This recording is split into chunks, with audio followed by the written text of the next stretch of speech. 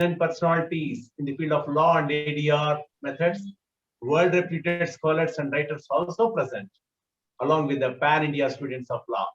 I welcome you, one and all, sincerely.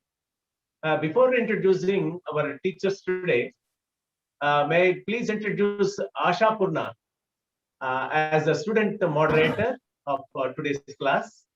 Asha ji, can you unmute yourself and speak? Yes, sir. Thank you. Yes, sir. Thank you. Thank you so much. Good evening, everyone. Thank you for joining for today's class. My name is Asha Purna Veti. I'm a first-year law student at CUSAT Cochin. I will be a student moderator for today's class. Today is our 11th class of EMW classroom series on the topic Pre-Mediation Advocacy, which will be taken by Laila, Olappally ma'am and Jonathan Rodriguez sir. Thank you for joining us today. And I'm using this opportunity to thank, on behalf of everyone, Pushpa ma'am and Tangachan sir for giving us such a great platform to expand our knowledge with the greatest faculty possible. And I kindly request all of you to turn your camera on during the session and mute your microphone if you don't have any questions. And if you have any questions, you can put that in the chat box below so that I can refer it at the end of the session. Thank you so much. Over to you, Hari sir. Yes, it's a great pleasure and privilege for me again to introduce the great celebrity in the field of ADR and especially in mediation, who after serving about 30 years in the High Court of Karnataka and Supreme Court of India, captivated by mediation in 2007 after being invited by then Chief Justice of Karnataka High Court to serve as a founder, coordinator of Bangalore Mediation Center, and became the founder of CAMP Arbitration and Mediation Practice, which is recognized by the Government of India. She herself is a brand for mediation. Today, she is our Gen Next classroom teacher. Welcome, Laila Olappally, madam. Thank you. Please. Thank you. Laila ma'am serves as a panel member of Singapore International Mediation Center, Kyoto, International Mediation Center and ADR Center, Italy. And Laila ma'am is a member of International Advisory Board of Global Mediation Panel, UNDP. She extensively trains judges, lawyers, that is advocates, and on mediation and negotiation. And today, it's our privilege and proud to be students of Madam Laila Olappally in this Gen Next Pan India classroom series. Thank you so much, madam, for your kind, gracious presence and teaching us and guiding us in this field of mediation. We have with us another expert who pursued his LLM in mediation and conflict resolution at a university in Glasgow, and founder of an organization, PACT, dedicated to mediation, awareness and education, Mr. Jonathan Rodriguez. We welcome you, Sir Jonathan. He is also associated with CAMP, Arbitration and Mediation Practice, along with Madam Laila Olappally. Hearty welcome, Jonathan. And with this short introduction, I request Madam Olappally to start the session. And students, please be attentive and follow the class. It's a great privilege and it will be memorable class for the life. Thank you so much. Thank you, madam. Thank you very much. Thank you for your kind introduction. You've given me more credit than I deserve. Anyway, so I'm very privileged to be here with students because I feel they are the next generation. And Push and your team, it's really a wonderful thing that you're doing. So congratulations. And I think this is a very relevant generation, a generation that needs to understand this, because I think the world is realizing the relevance of collaboration. Everywhere there is that awareness. Today, collaboration is the way to go. In fact, neuroscience says that the human brain over the process of evolution has evolved best now for a collaborative pursuit. So we are the right generation for this.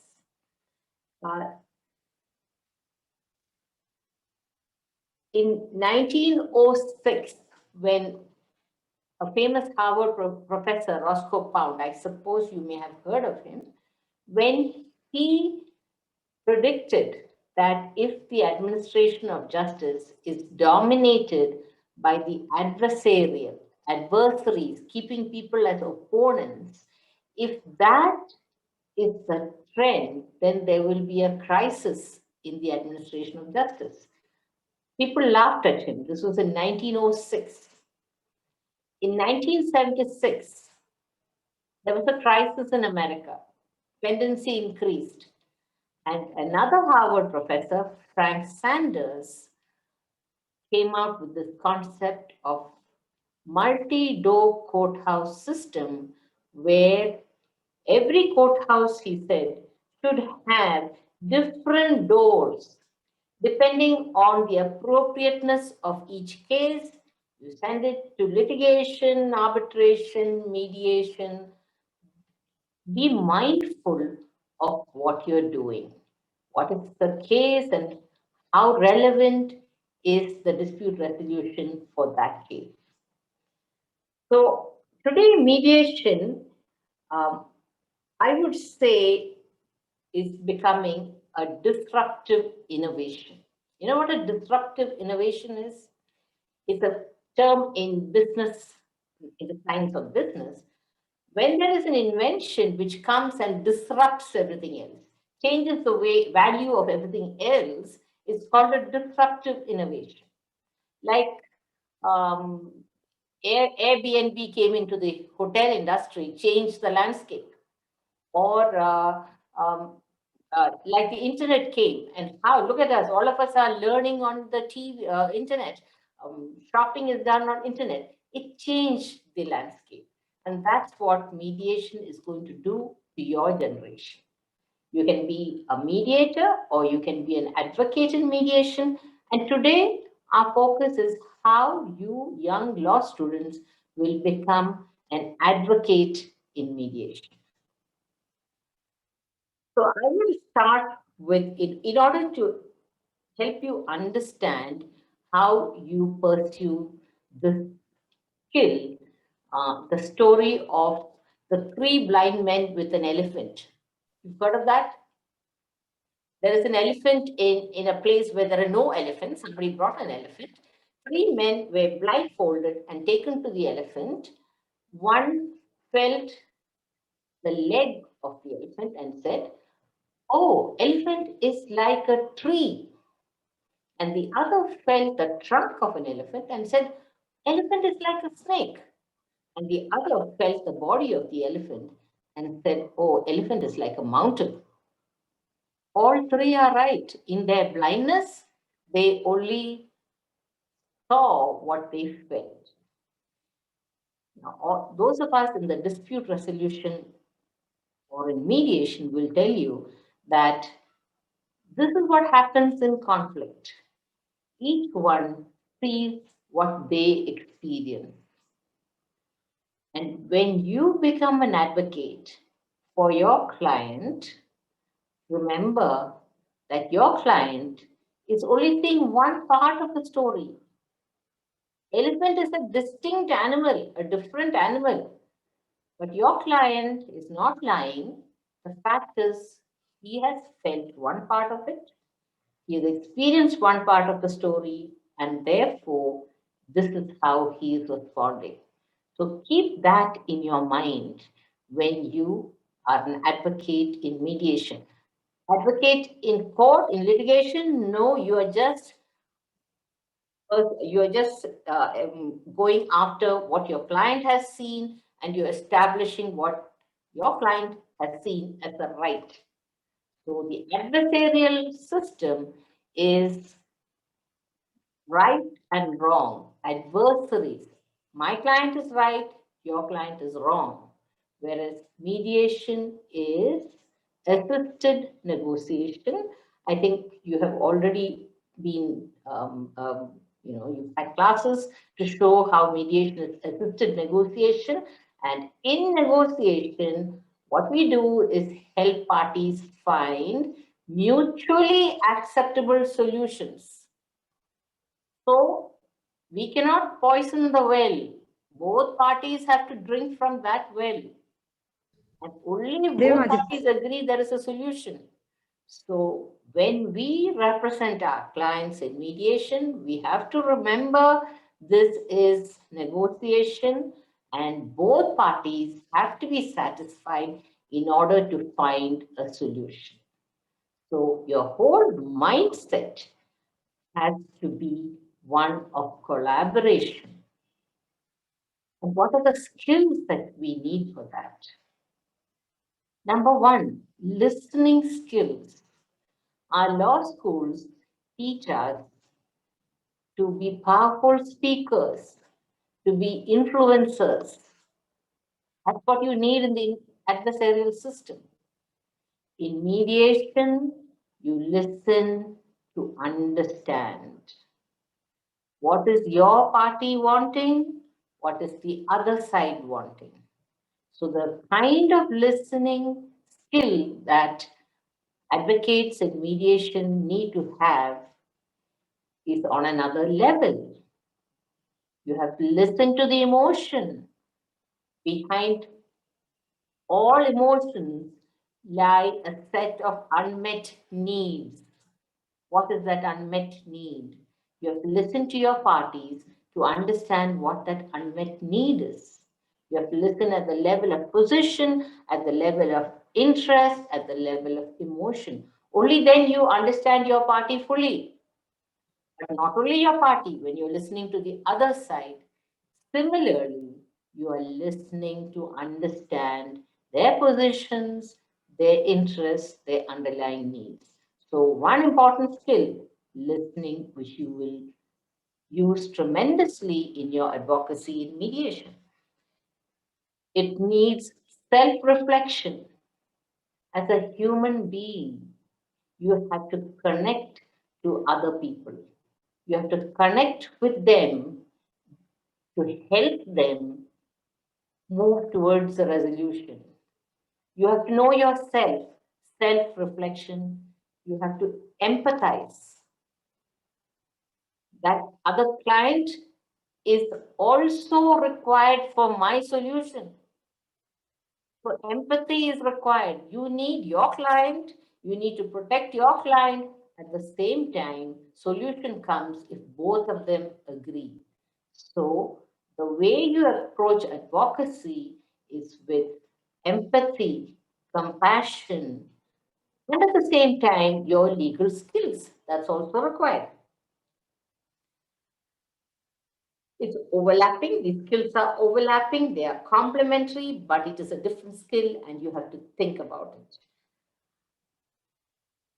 So in this environment of helping two opponents to collaborate and to find a solution, what is the kind of advocacy you need?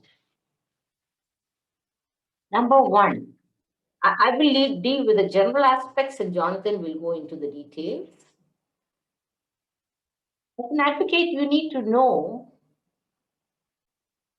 what is your client's goal. If your client is actually looking for a resolution, but posturing a lot of adversarial stuff, you should be able to talk to them and find out what is their goal. So connecting to your clients, understanding their goals. Is this case suitable for mediation?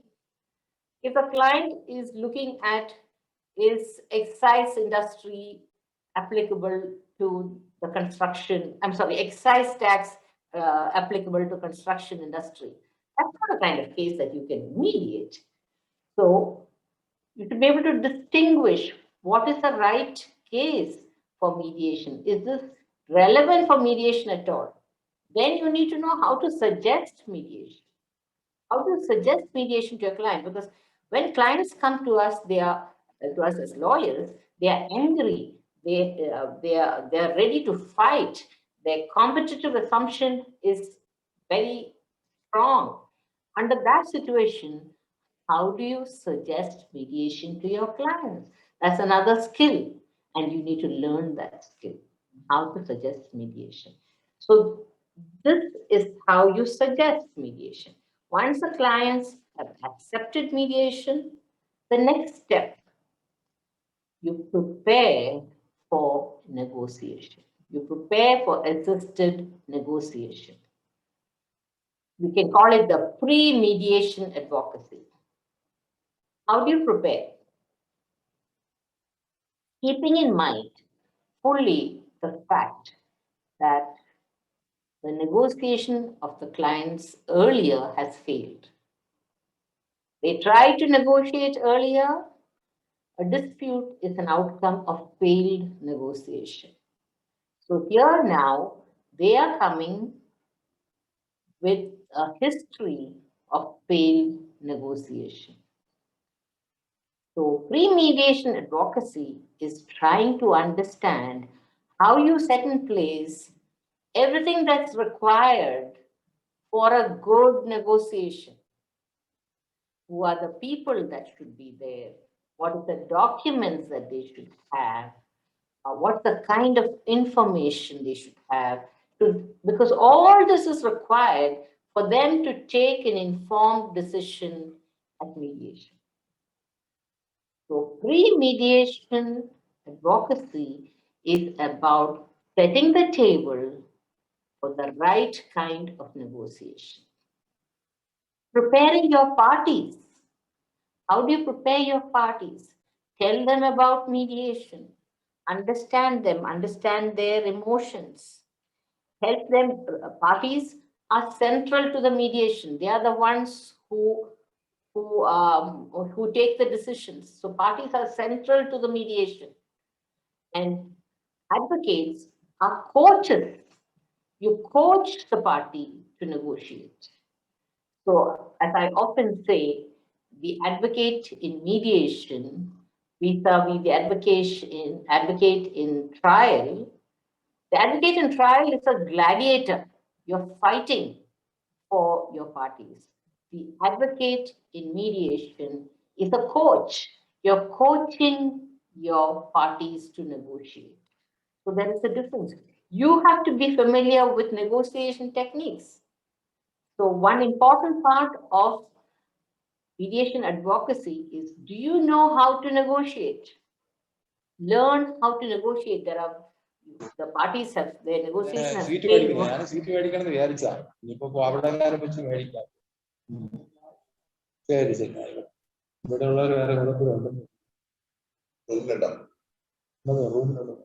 Thankanjan sir, can you just mute yourself? Just mute your mic.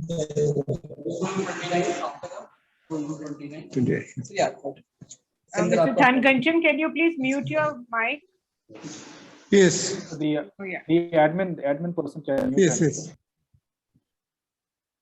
Okay, thank you. And at the same time, the lawyers prepare for a good presentation. Mediation, advocacy in mediation, you have to look at it as a cusp between a big commercial negotiation and arguments in court, final arguments in court. It is somewhere in between. As a lawyer, when you go into a mediation, prepare for a big commercial negotiation. At the same time, prepare for your arguments in court, your final arguments. Advocacy in mediation is a cusp between these two. So it's a lot of skills that you have to have, and you prepare. How will you present in the mediation? All these are factors that you will prepare before the mediation. When you come into mediation, how are you going to prepare? In mediation, always remember, you cannot poison the well. If you poison the well, other side is going to get angry with you and walk away. You will not go to buy an apartment and fight with the person who sells you the apartment. You will go and win him over. You will persuade him or her. So the style is persuasive and not aggressive. The kind of negotiation, which is very important, and I really cannot stop emphasizing how important it is principled negotiation. There's a wonderful book, Getting to Yes, by Roger Fisher and William Ury, which is a thin book, but we should all read that in order to understand principled negotiation. The elements of principled negotiation. Number one, separate the people from the problem. The other person, your so-called opponent, don't go attacking him. Don't make him angry. At the same time, look at the problem. Why is he asking for 50 lakhs? Does he have documents to support his claim of 50 lakhs? Does the law support it? Does he have a precedent? Is he justified legally? Separate the people from the problem. Be soft on the people and hard on the issue. That is the concept. So, soft on the, be very respectful to the person who is there, but get your documents, if support substantiates, support, all that is required. And your tone should be that, not aggression. So first concept of principled negotiation, separate the people from the problem. Second concept, focus on interest, underlying interest. As you listen, what is the underlying interest? What are their needs, their concerns, their goals, their priorities? I'm sure you've already done this, but that's the second element of a principled negotiation. Focus on interest. The third element is always create multiple options. Don't go saying, I want this. Remember, two people have to agree. So you have to keep on adjusting. How do you adjust? Keep on fine tuning. I think of that Rubik cube that you play with. You keep on adjusting till both parties' interests are satisfied. So you have to create multiple options. And the fourth element is have objective criteria. There should always be objective criteria. That is, when you go and say, I want 50 lakhs, you should be able to say that's the market value. The sub-registrar's rates, the circle rate is X, and that is why I want 50 lakhs. Objective criteria, because people want fairness. So these are the four elements that you need for a principled negotiation and mediation. Of course, at the same time, you present your law, the legal analysis. So negotiation in mediation is under the shadow of the law. So this is the meaning of that. You have the law and negotiate. So that is what you do during mediation, and that's your advocacy during mediation. There is a lot of what you've learned and in your adversarial skills, but in a manner that it is principled.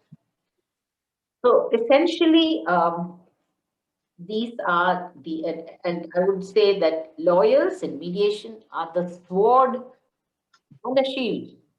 You're a sword because you ensure that the settlement is legal, you ensure that it is enforceable, you ensure that there's no prejudice to any trial if the case goes back to court. So you're a sword. At the same time, you're a shield. You're the calming, the modifying influence. If your client is seeing the glass half empty, you are the person who will help the mediator to shift and see the glass half full. You are the communicator. You help in the communication. You are seeing both perspectives. So it's A lawyer in mediation is both a sword and a shield. And there are impasses. You've learned about impasse. There are bottlenecks that keep coming up, and lawyers with experience will be able to break those impasses. So in mediation, what are we doing? We are creating a professional team to help parties resolve their disputes, not determine what is right or wrong. Is that okay? Thank you.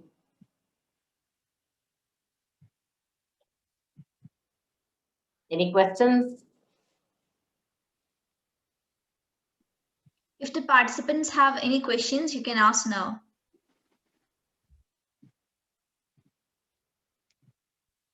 Good. In which case, Jonathan will go into the technicalities of mediation. Madam, good evening. My name is Rangnath, madam, from Vijayanagar Law College, Handpur. Madam, I have one question here. So, whether in the mediation, the advocate, on behalf of the party, can he able to negotiate with the on behalf of the party, or the party should negotiate the things, madam? Where does the solution lie in mediation? Who carries the solution? Who takes the decision in mediation? Parties, madam. Parties. It lies within them. There is a famous story of this drunk person under the street light, crawling on his paws and looking for something. A policeman walks by and asks him, "What are you looking for?" And he says, "My keys." And the policeman asks him, "Where did you drop your keys?" He said, "I dropped the keys inside the house." "Why are you looking for it here?" "Because the light is here." You as counsel may have good solutions that you've thought about, but what the actual solution lies in the parties. So you have to always work with the parties. You are a coach, you are not the actual negotiator. Thank you, madam. Neither the mediator nor the lawyers know as well as the parties themselves. Madam, good evening, madam. Good evening. Yes, madam. I am Ravichandra here. Anantapur Sri Vijayanagar Law College, madam, law student. Madam, before mediation means pre-mediation, the advocate act as a mediator here.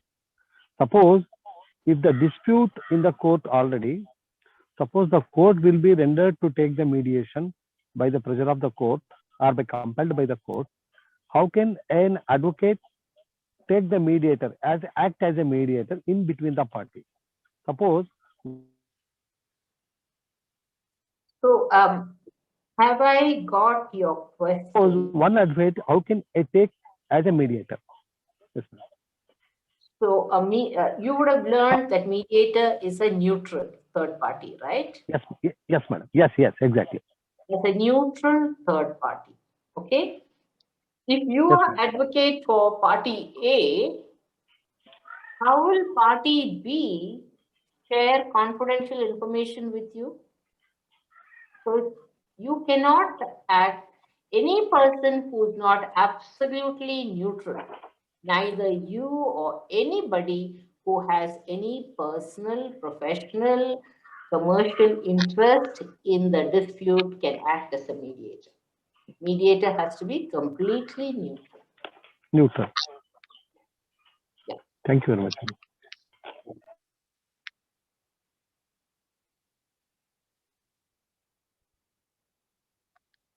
Okay, can I hand over to Jonathan now? Yes?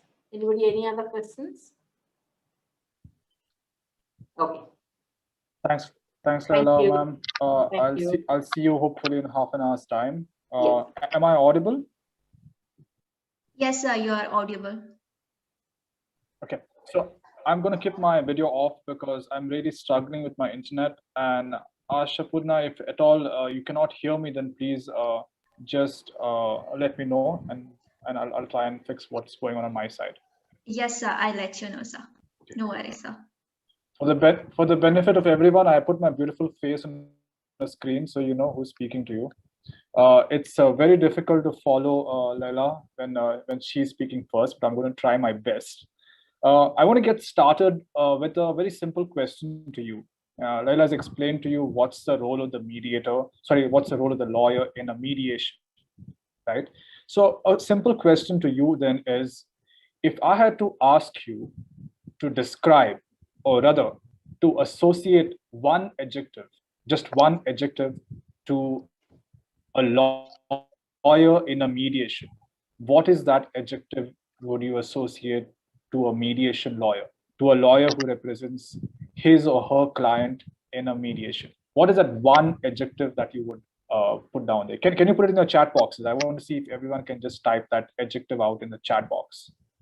How would you describe a mediation lawyer in one word? Use any adjective that comes to your mind and put it in the chat box.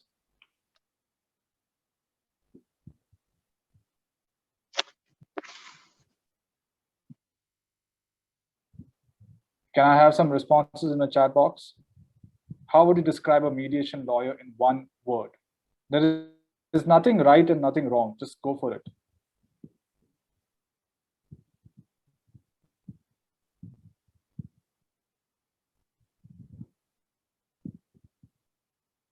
Okay. Impartial says empathetic, nice. Patient, yes. All right. Anyone else?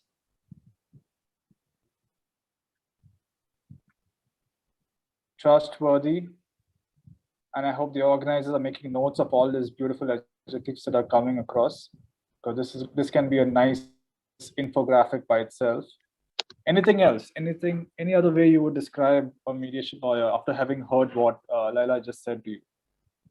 Solution oriented, nice.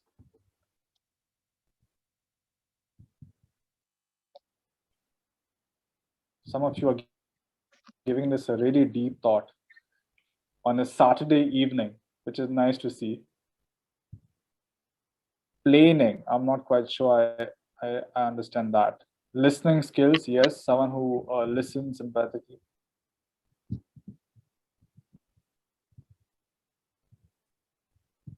All right, and I'm sure there are countless of other adjectives that you could put to what how you would describe a lawyer in a mediation setting. And why do I ask you this? Because if you are convinced that you need to be impartial, that you need to be empathetic, that you need to be patient, that you need to be trustworthy, that you need to be solution oriented, that you should have good listening skills, that you should create multiple solutions for the parties, if you are convinced already, then half the work is done. All right, half the work is done if you are convinced that this is your role. If you are not convinced that this is your role, then this mediation is going to be a struggle, because you as a mediation lawyer don't understand your role firstly. Okay, so it's important for you to be convinced of what your role is. And all of us are film buffs, right? Right from Kashmir to Cochin to from Kutch to Kohima. We are all film buffs, and therefore I think we all understand what I mean when I say in a mediation, the lawyer plays the supporting role, the supporting cast. You're no longer the lead actor. Okay, you're now suddenly the supporting actor. And are you convinced of that? Are you capable enough, or are you able enough to play that role? Are you at peace with yourself to say, you know what, this is not where I play the lead role. When I'm in court and when I need to argue for my client, I am playing that lead role. But here's my client who says he wants to try, or she wants to try mediation before they go to court, where they want me to play the lead role. But now they want to try mediation for a few hours or a few weeks or a few months and say, let's try this out via dialogue. I have to be convinced that during mediation, I'm no longer playing the role of the lead actor. I'm now suddenly playing the role of the supporting cast, where my client becomes the lead actor. My client takes those calls, my client's making those final decisions, right? So if you're convinced of this, then as I say, half the work is done. All right, because then comes the second part, which is preparation, and that's the whole point of today's class, right? It's about what do you do before the mediation starts, pre-mediation advocacy. The answer lies in the question, preparation. Okay, you got to prepare 3 people before you go into that mediation. One is you got to prepare yourself, you got to prepare your client, and you got to prepare the mediator. All right. So how do you prepare yourself? As I said right in the start, you need to be convinced of your role. You need to be convinced of what is expected out of you at the end of the day. All right. If you have to do research on this particular issue, then you have to do research as if you were researching for a court case. The preparation does not change, whether you're a litigation lawyer or a mediation lawyer, because as you said, you've just told your client, they're going to give this 100% to try and sort this out in the next few weeks in mediation or the next few months in mediation. But if it does not settle, I always have the chance to take over the mantle, be your lead actor, and go fight it out in court. All right. So therefore, I'm going to prepare as if I'm preparing for court. So you have to prepare your research. You have to find out what your precedents are. You have to figure out what different courts have said about different things. You have to see how the law has been updated. What are your chances in court? How has a particular court behaved with this kind of cases? You do all kinds of research that you need. Maybe you even need to mentally prepare. As Laila was saying that, you can be stuck in court for hours as a litigation lawyer from 9 a.m. to 5 p.m. But if you have a mediation from 6 p.m. to 8 p.m., you have to spend that half an hour or that 1 hour between 5 p.m. and 6 p.m. mentally preparing for your mediation. If you do not take off your litigation hat and put on your mediation hat, then you're going to struggle in that mediation. So you need to make sure you're mentally prepared. Can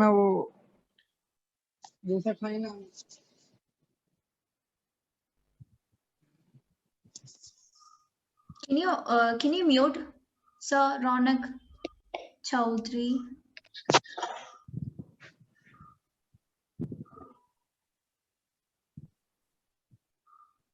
Yeah, the perks of technology. All right, so let's get back to it. So mentally prepare yourself. If you need to meditate, and some of you might laugh at this, that, oh, why do you need to meditate? I'm a hardcore lawyer. I don't need that. I can just literally remove one hat and put on the other hat within 10 seconds. Trust me, it does not work. You can fake it, but after some time, all the fakeness goes away, because when everything is fine, you can probably do well. But when things get very heated up and there's tension in the room and there's an impasse, that's when you will lose your cool and you will forget that you're in a mediation and you'll turn into someone who is an adversarial litigation lawyer. But if you're mentally prepared, even if you spend 5-10 minutes in reflection, maybe you can be much more calmer when you're getting into that mediation. So pre-mediation requires a lot of preparation, self-preparation. Then you need to spend time preparing your client, telling your client that, making your client understand what his or her chances are in court compared to what could be achieved in this dialogue, right? So you want to spend time with that. You want to spend time strategizing with your client. How much of information do you want to reveal? When would you like to reveal this information? With whom would you like to reveal this information? Would you want to reveal it publicly to the other person, or would you want to discuss it only with the mediator? So you're strategizing all these things right before the mediation starts. You cannot come unprepared to a mediation. You can ruin the case for your client, okay? Because the other side might be coming just to gather information. Not everyone participates in a mediation with goodwill. And therefore, a good mediation lawyer strategizes. How much do we reveal until we build trust? How do we know when we have earned the other person's trust? What are we looking for to earn the other person's trust?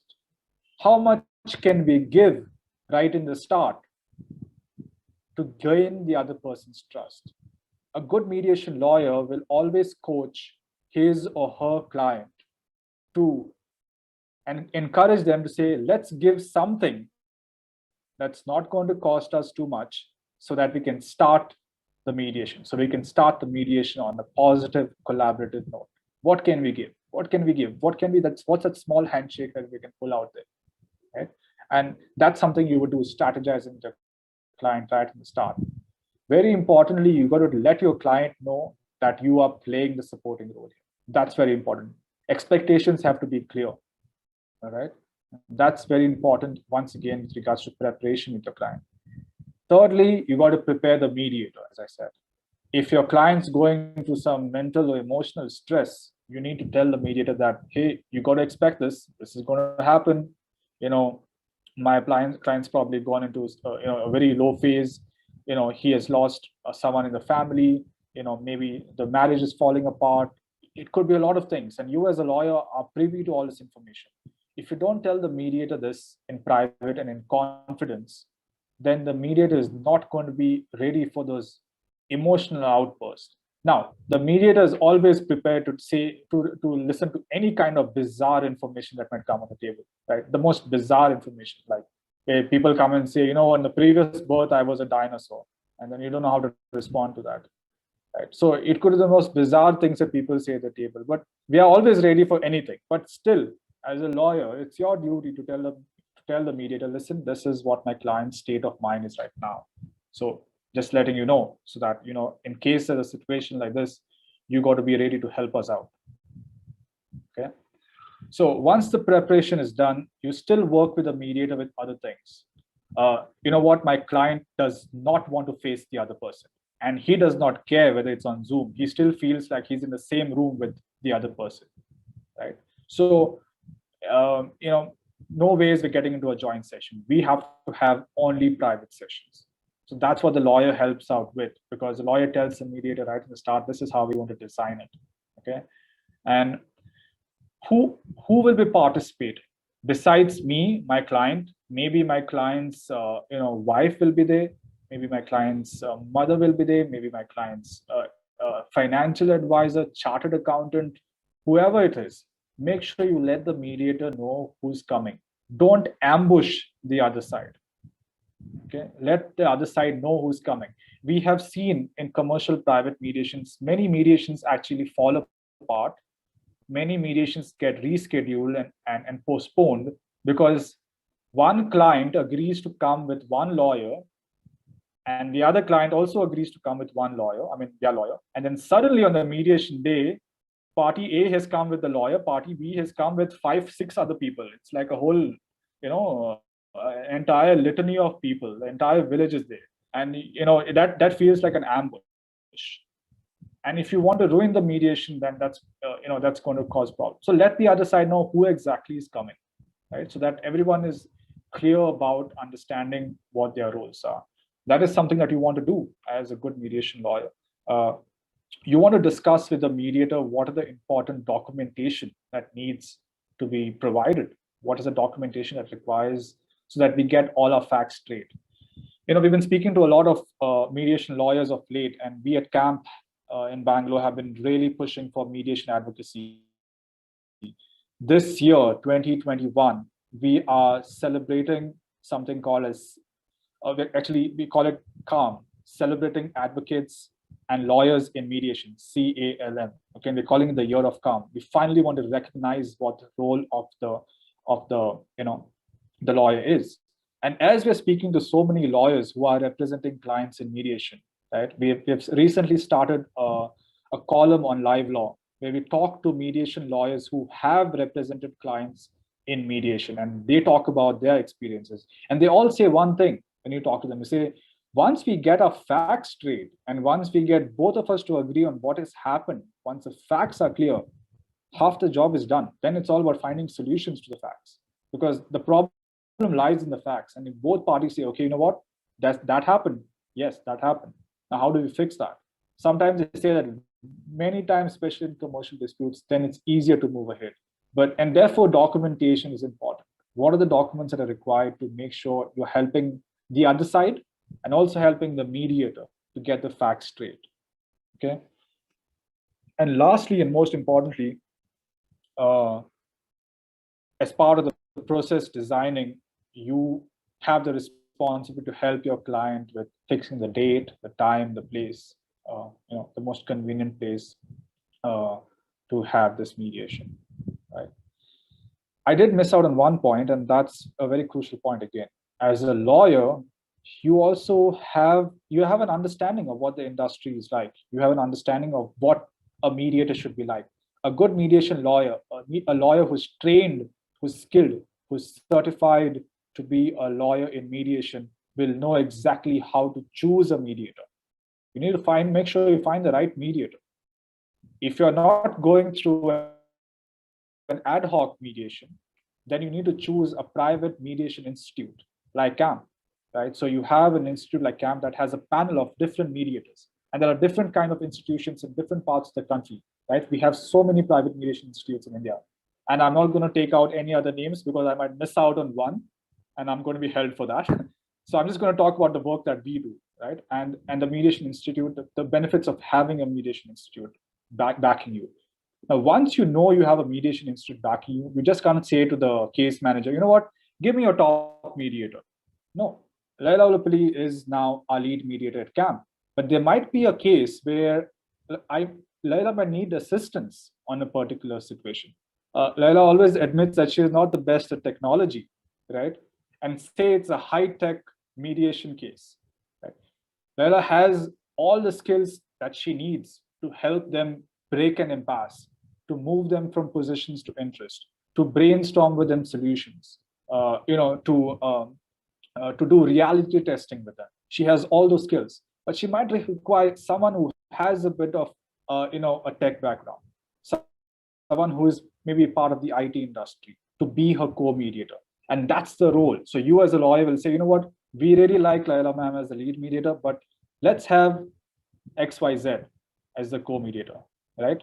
Laila ma'am's Hindi is not the best, right? So you might have two parties who speak complete Shuddh Hindi, right? And therefore you might say, as a lawyer, I want Laila as the lead mediator, but let's have Push as the co-mediator. And I'm assuming here that Push Hindi is better than Laila's. All right. So, that way we kind of, the lawyer works together to make sure that the right mediators are at the table, so that the client is benefited and it's not a wasted process, right? So these are the different roles and different responsibilities that a lawyer has much before the mediation begins, okay? So those are the few thoughts that I want to leave you with, and in case you have any questions, because I know we are hitting the 1 hour mark, and we really can't do an entire course on mediation advocacy in 1.5 hours. But yes, if you want to do something more advanced, Push will direct you all to the right places and wherever you all need to go and find that. But this is my few, the few things that I've learned over the last few years. And I once again, I'm grateful for this opportunity to share this with you, and I'm open to any questions at this point of time. Thank you. Thank you, sir. Thank you so much for a great lesson.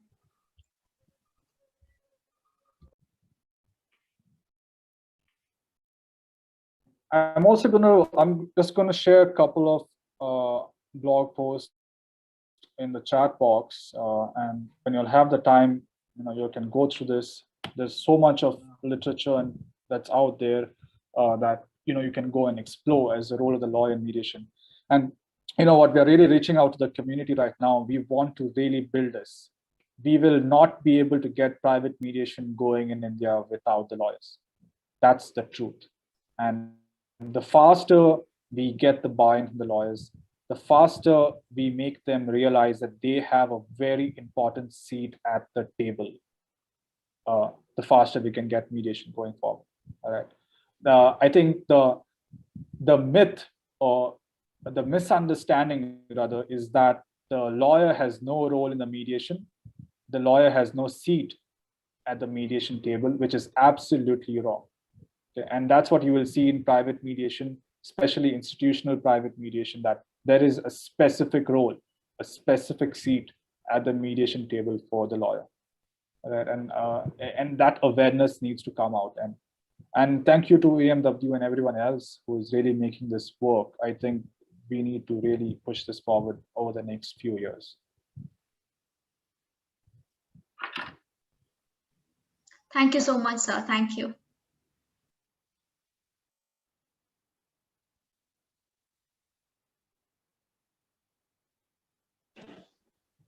Students, you can please, Hari sir, you have to unmute yourself. Yeah. Any questions from students?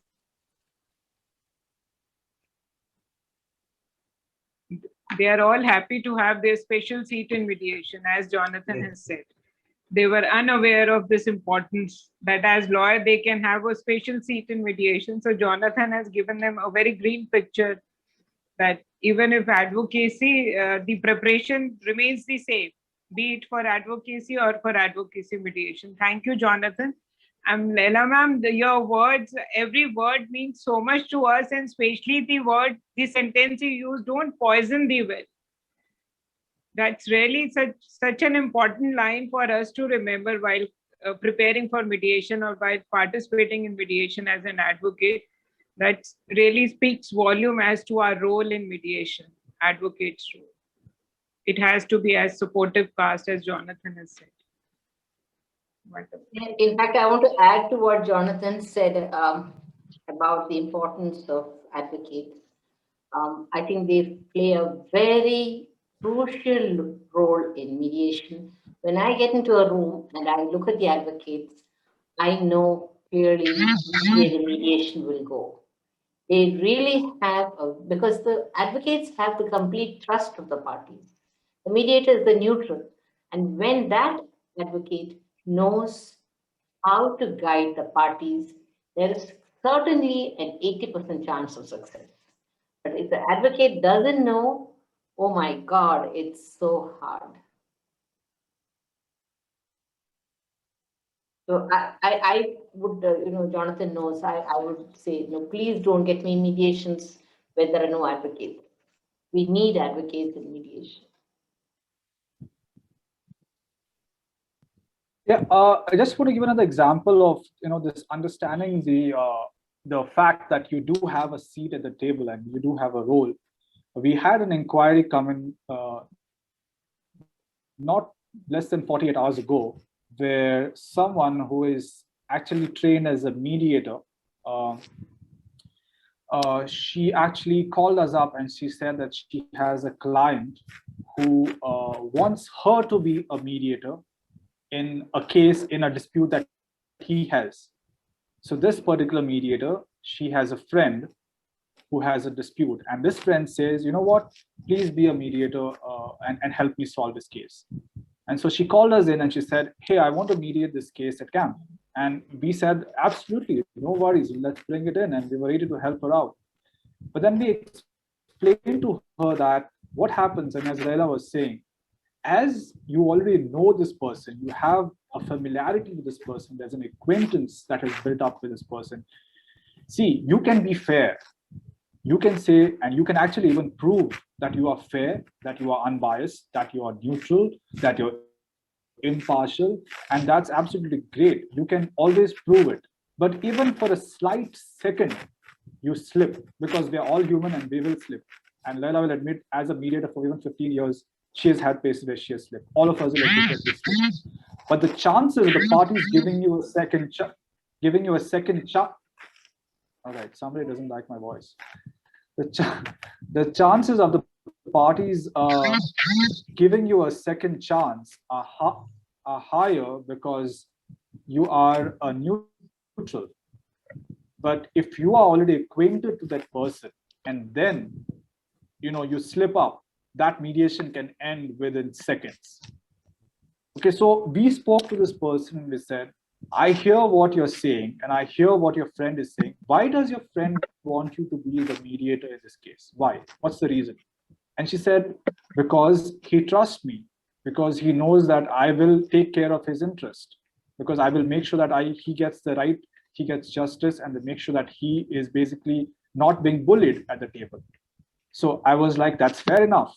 But when you make sure that only he is not bullied, when you make sure that only he gets justice, are you really being a mediator, or are you ending up being his mediation lawyer or his counsel? And that's when the realization grew in, and we said, hey, you can still be part of this mediation. Tell your friend that you can still be part of this mediation, that you can be by his side, you can counsel him the right way, you can get him the best solutions possible, You will make sure he's not bullied at the mediation table. But you cannot be the neutral, because if you become the neutral, this is all that he will expect from you, because those are the expectations he has from you, and you can't do that as a mediator. You have to be neutral to both sides. You have to be impartial to both sides. And that's when the realization grew in, and she said, you know what, that makes sense. I'm going to bring in this case and I'm going to represent my client as a mediation. So sometimes we don't realize that until we really work this out. We reach out to the institute, we then understand, okay, there is a bias there. We know that there are a lot of trained mediators who get cases, who are also lawyers. They get cases, they try and mediate this themselves. And fair game, if you can do it and you can help people who are in distress, who are we to stop you, right? We can't stop someone. If you have helped two people get out of their stressful lives and solve their problems, great. But the chances of that happening are very, very less, because at some point of time, you will lose your neutrality if the person who is acquainted with you expects you to be by his side or be by her side at any cost. They expect you to make sure you bring them justice. And therefore, that's a bit tricky out there. Therefore, you need to decide right from the start. Do you want to be, as a lawyer, do you want to be the mediator or do you want to be the counsel? And if you already know the person, then it's better if you be the counsel and you can still be part of this amazing mediation process, because you are still playing a huge role in it. And that's what we're really trying to convince lawyers at this point of time. And the more they understand that, the better it is. Also, from a financial point of view, as a lawyer, you can charge much more than a mediator at this point in India. So that's the truth. So all you young lawyers there who want to one day litigate and be in court, you know what? There's not much money in mediation right now. Let me tell you that, unless you're Laila Olappally, right? In that case, it's a little different. But for the rest of us who are just getting started, it's difficult. And therefore, you can make more money as a mediation lawyer, as a good mediation lawyer, as an honest mediation lawyer. So think about that. That's my teaser to you. Yes. So Michael would like to ask a question. Yeah. Michael, you can unmute yourself.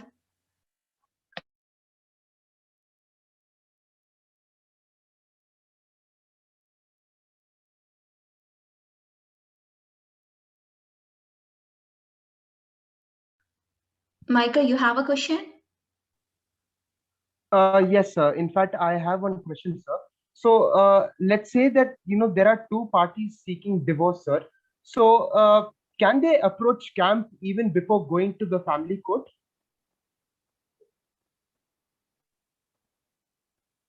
Absolutely. We have had a lot of those kind of cases come in. That's basically you filing for a mutual consent divorce instead of going in for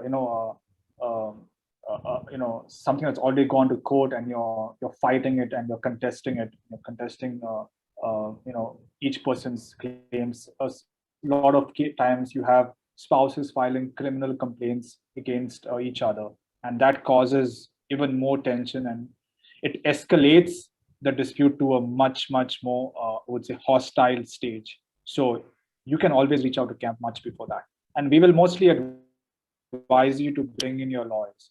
What happens in a lot of cases is that, especially when it's a very private, very emotional case, parties decide to start the mediation on their own, and after 3-4 sessions, when the hostility has decreased, they then say, you know what, now we are bringing in our lawyers to help us out with securing the deal.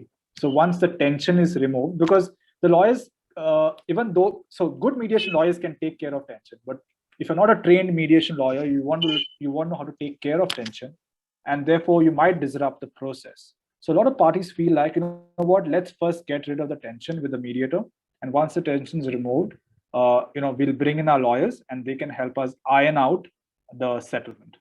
So that's also fine. But as Laila was just saying earlier, our first thing we do is we ask the parties, do you have a lawyer? And it would be best if you have a lawyer by your side.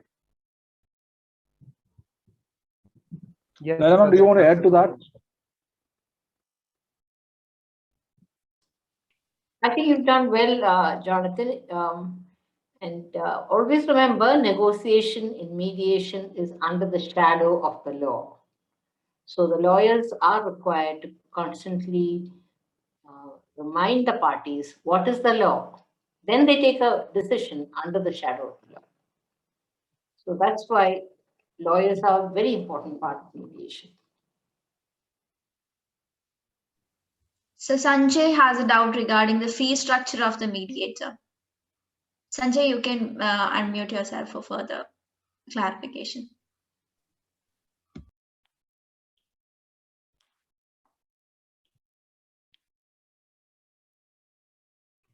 Sanjay, good question. So I'll take this one and maybe Laila can add to it, but different mediators have different fee structures. I cannot speak for everyone else. As I say, I can only speak for what we follow back here in Bangalore at CAMP. So we have in-house mediators and we have external mediators. We have a set fee structure. We have an administrative fee that goes straight to CAMP, and then there's the mediator fee, right? These are public, this is already public information. We have mediators who charge anything between 5,000 rupees to 15,000 rupees an hour for a mediation. It depends on the value of the case. It depends on, sorry, the admin fees depends on the value of the case. The mediator fees does not change. So that is a set fee structure. Can that be negotiated? Well, we normally leave that up to the mediators. Suppose we never want to have money come in the way of, getting them access to the mediation. So we leave that up to the mediators. The mediators want to kind of bring it down from 15 to 13 or 10 to 9, whatever it is. That is always up to the mediators. But there's no negotiation on the admin fee. The admin fee is a particular fee that we charge, and then there's a mediator fee that we also charge. Now, who pays this? At CAMP, we encourage both parties to split it equally. But there are times when one party says, you know what, I know that the other person cannot afford this, so I'm going to pay like 75% of it and let the other party pay 25% of it. Or sometimes they say, I'll just pay the whole of it. It really depends on them. But we do not get involved in that. That's their internal negotiation, how they want to pay. Yep. I hope that answers your question. So he also asked, is there any prescribed ethics to be followed? With fee structure? Yes, sir. I think so. Yes, sir. Is there any ethics to be followed? I mean, prescribed ethics to be followed while fixing the fee? Well, I am not aware of anything of that sort, but I think as long as we are transparent, that's how we proceed. There's another thing that we follow at CAMP, because we have packages that we ask parties to. We do it differently for different parties. It depends on how they like to go ahead. Sometimes what they do is they pay up for 10 hours in advance, and then they start the mediation. So if they just use 8 hours or 9 hours, then, and if they request a refund, then we give it across to them. So that is something that we are very transparent and open with that. There are other ways where, they finish the sessions first and they pay later. So it really depends.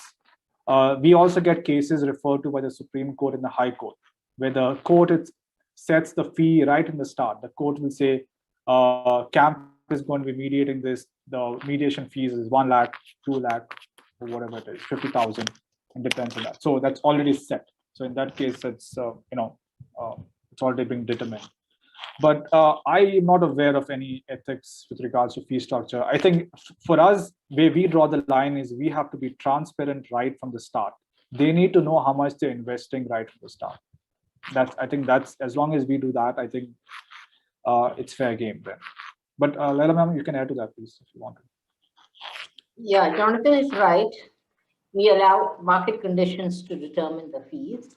In the Commercial Courts Act, which says that pre-mediation is mandatory, there are certain fees that are prescribed. The law itself prescribes certain fees. But in private mediation, no, we don't do that. Unless, of course, it is a case from the pre-mediation, commercial mediation law. So, ma'am, Ravichandra has a question. How to recognize as a mediator after completion of his law graduation? Is there any special training or EMW classes is enough to become? Should I take that? Today, there is, if you want to be a private mediator, there is nothing that prevents you from becoming a mediator after your EMW class. But if you want to be a court annex mediator, there is a requirement. You should have 10 years or 15 years, depending on each state, number of years, and the court has to select you. So there are certain requirements. But otherwise, private mediation, no. Not yet. When the law comes, there might be. Thank you so much. If any of you have any more questions, you can ask. Ma'am, so Sanjay has another doubt. Can I incorporate mediation work as OPC? What's OPC? One person company. One? 1% company. Right? Oh. 1% company. Yeah. In your agreement, yes. You can have mediation in all the agreements that you enter into. You can say that parties, in case of a dispute, parties agree that they will mediate, and if mediation fails, then they'll move into arbitration or litigation. So anybody can take those kind of decisions.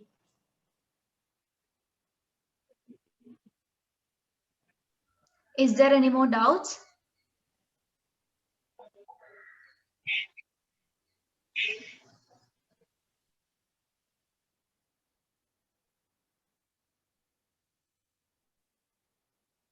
Right. So, Pushpa madam, from the questions our students put forth at the end, can we consider them that this Gen Next classes are giving them some energy, some inputs, making them stabilize themselves, and they're making them as mediators? Excuse me, sir, I'm so sorry to cut you off. Oh, Sanjay has another doubt. Ma'am, during mediation, can I engage external professional or opinion? Absolutely, absolutely. Mediation is informed decision making. So whoever brings that additional information to help parties reach a resolution, you can bring in those people, of course, in consultation with the mediator, and that's part of the designing and structuring pre-mediation. Sometimes we need financial consultants. Recently, I did a mediation where they wanted to bring in a management consultant. So, or you can bring in an aunt or an uncle who can help you take a decision. Whoever helps in that resolution can be brought in.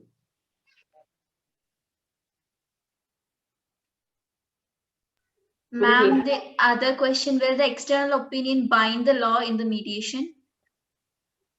What do you mean by bind the law?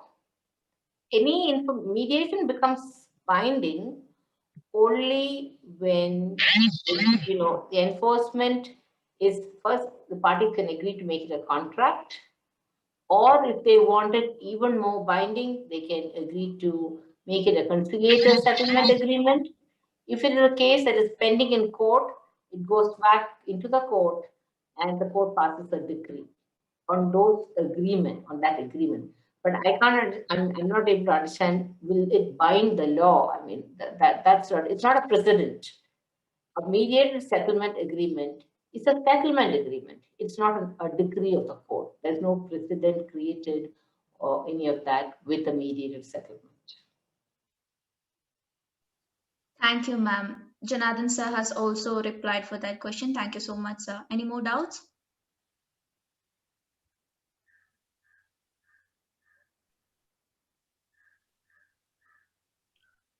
Yeah, just feel free to reach out to us at any point of time. Laila ma'am stays away from LinkedIn, but if you want to have more access to her, you will probably have to intern with us. But yes, I'm available on LinkedIn, and I'm available to answer any questions with regards to camp at any point of time. Stay in touch, and thank you so much. Thank you you so much, for sir. the opportunity. Thank you.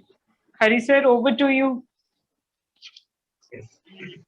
Thank you so much, Laila, Olappally madam, and Jonathan, for your patience answering our students. Really, they have, I feel they have got all answers for their that is for their futuristic ideology or whatever they are choosing tomorrow.